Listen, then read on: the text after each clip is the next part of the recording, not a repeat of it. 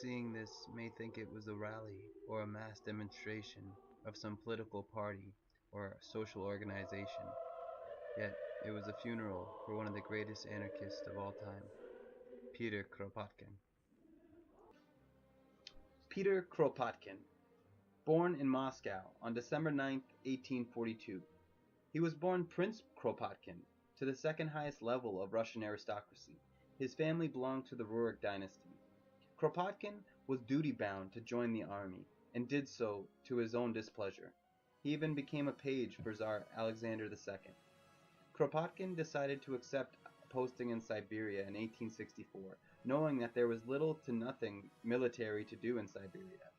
He figured he would be put on one of the various geographical expeditions that were busily mapping the region and studying the natural flora and fauna. Kropotkin joined the Russian Geographical Society, where he would make great contributions to the geographical understanding of Central Asia and Eastern Russia. While studying in the Amur region, Kropotkin would become outraged with the treatment of workers in the Lena gold mines. This is where Kropotkin decided to devote most of his time to revolutionary politics. Kropotkin then joined a revolutionary organization known as the Circle of Tchaikovsky. They were most notably known for their socialist leanings and sought to spread socialism and revolutionary propaganda through pamphlets. Kropotkin remained a member of the Russian Geographical Society in order to hide his socialist and subversive activities. In 1874, Kropotkin was arrested and put in prison for the first time. A few years later, he would escape and flee to Switzerland and join the Jura Federation. Eventually, Kropotkin would face persecution in Switzerland, as European governments sought to clamp down on socialistic activities. Kropotkin would have to flee, first to France, and then eventually to Britain. Kropotkin would find Britain a lot more accommodating than his first visit. With the growth of new organizations seeking to spread socialism to the masses, he was finally able to stop running from persecution and start to formulate some of his grander ideas, which would then come forth in his great works, Mutual Aid and Conquest of Bread.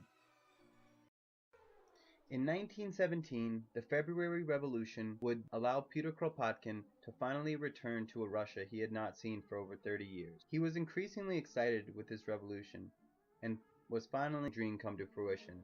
Yet following the October Revolution and the installation of the Bolsheviks, Pyotr Kropotkin claimed to a friend, "This buries the revolution," and he was increasingly disillusioned with how the state sought more and more control under communism. Kropotkin would state that the Bolsheviks showed exactly how the revolution was not to be made, and that was by authoritarian rather than libertarian principles.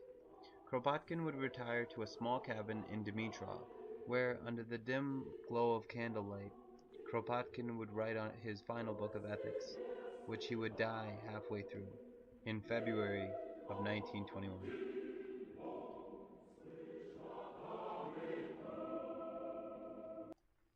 Kropotkin had been influenced by Bakunin, and he influenced many other anarchists, and his ideas of anarcho-communism were the first in his field, and he was the first to use science as a basis for his beliefs. Although Kropotkin was and is a very important figure in history, he is relatively unknown in the Western world. So what were these beliefs that Pyotr Kropotkin had held so deeply? What is anarcho-communism? What is anarchy? Many people in the Western world believe that anarchy is associated with chaos, and that chaos is what happens when there is rebellion and rioting in the streets. But yet, the reality is that rebelling and rioting is, in almost every case, against the state, against the exact thing that anarchy is proposing to be without. So what really is anarchy? And what is anarcho-communism? Inferior. Well, I am king. Oh, king, eh? Very nice. And how do you get that, eh? By exploiting the workers. By hanging on to outdated imperialist dogma, you're king. I didn't know we had a king. I thought we were an autonomous collective. You're fooling yourself. We're living in a dictatorship. There. Then who is your lord? We don't have a lord. What? I told you. We're an anarcho-syndicalist commune. We take it in turns to act as a sort of executive officer for the week. Yes. But all the decisions of that officer have to be ratified at a special bi-weekly meeting. Yes, In reality, anarcho-communism would look a lot more like this, a society of mutual aid and collective organization. You see, Kropotkin did not discover his theories through politics or through the study of war, or military, or violence.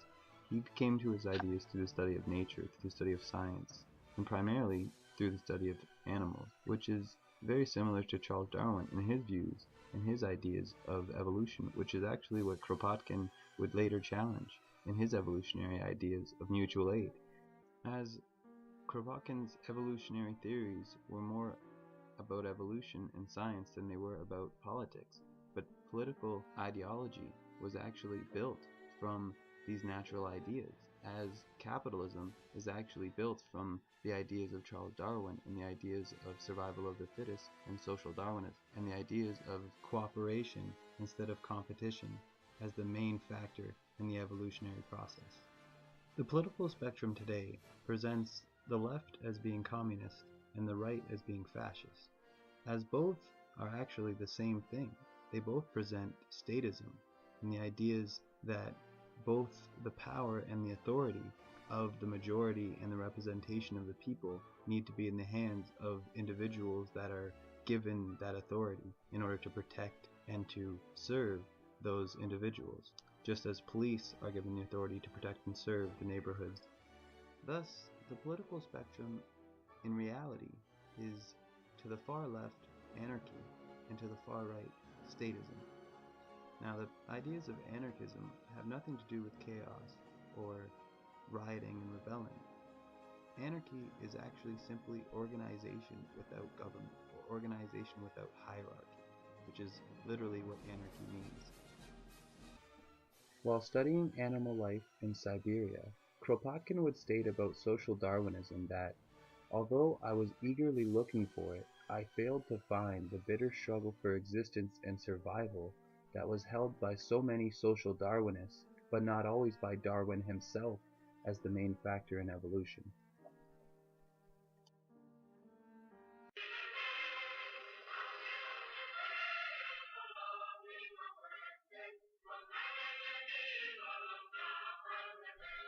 In Spain, during the Civil War of 1936, 3 million peasants and workers rallied under the banners of the anarchist organizations, the CNT and the FI, to fight the fascist uprising in Barcelona. Spanish anarchists organized a whole system of production and distribution, substituting barter for money and shop committees instead of bosses or central committees.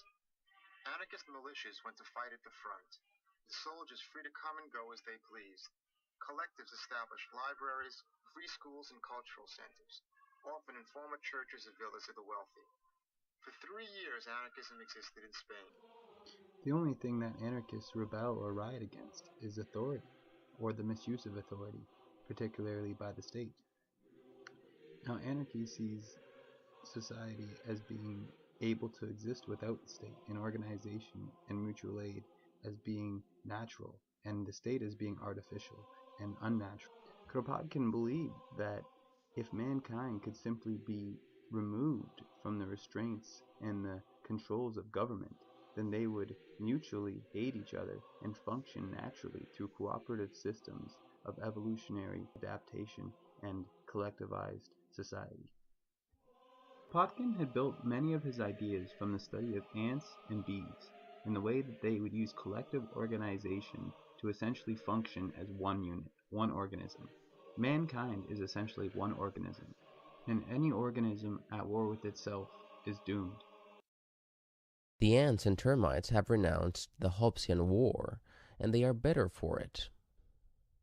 Their wonderful nests, their buildings, superior relative size to those of man, their paved roads and overground vaulted galleries, their spacious halls and granaries, their cornfields, harvesting and malting of grain, their pluck and superior intelligence.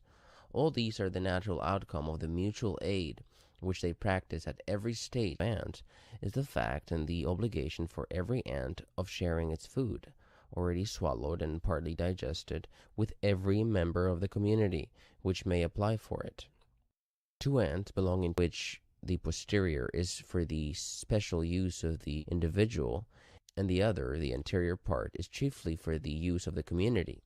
If an ant which has its crop full has been selfish enough to refuse feeding a comrade, it will be treated as an enemy, or even worse. If the refusal has been made while its kinsfolk were fighting with some other species, they will fall back upon the greedy individual with greater vehemence than even upon the enemies themselves. And if an ant has not refused to feed another ant belonging to an enemy species, it will be treated by the kinsfolk of the latter as a friend. Kropotkin wrote the description of anarchism, Encyclopedia Britannica, 11th edition. Anarchism is the name given to a principle or theory of life and conduct under which society is conceived without government. Harmony in such a society being obtained not by permission or submission to law or by obedience to any authority, but by free agreements concluded between the various groups, territorial and professional, freely constituted for the sake of production and consumption, as also for the satisfaction of the infinite variety of needs and aspirations of a civilized being. The distribution of production in an anarchist society would be based off the principles of from each according to his ability, to each according to his need. The main issue that anarchists have with the state is that it will always seek more and more power, and utilize whatever means, however violent or brutal, in order to maintain their dominance over the population. Molly Schmeiler explains her treatment by the state and why she became an anarchist. They treated us all, they went with the sticks as if, well, there was no consideration for the human being whatsoever. Then is when I realized that any government, whether it is Tsarist government, or American democracy, or any liberal regime, those who have power misuse their power against the weaker individual or the masses. In today's society, as states become more and more powerful and centralization of government becomes more and more complete, we find more and more people protesting, from the abuse of economic institutions to police and military institutions. We find that either way, these are vehicles of the state, and all are used to oppress the individuals on the lower classes that seek social equality. Even if anarchism does not seem appealing to you, maybe you will start to question whether the state is actually necessary, and whether humankind can exist without the state. Kropotkin is definitely necessary in our time, and would be very, very important for many people to read and to understand his theories in order for humankind to be able to overcome the essential struggle we will have for social equality, peace, and love. And through the teachings of Pyotr Kropotkin and the ideas of mutual aid, I believe it may be possible for humankind to overcome the great tragedy that is the state, and the oppression that it still exerts over every living being of this planet.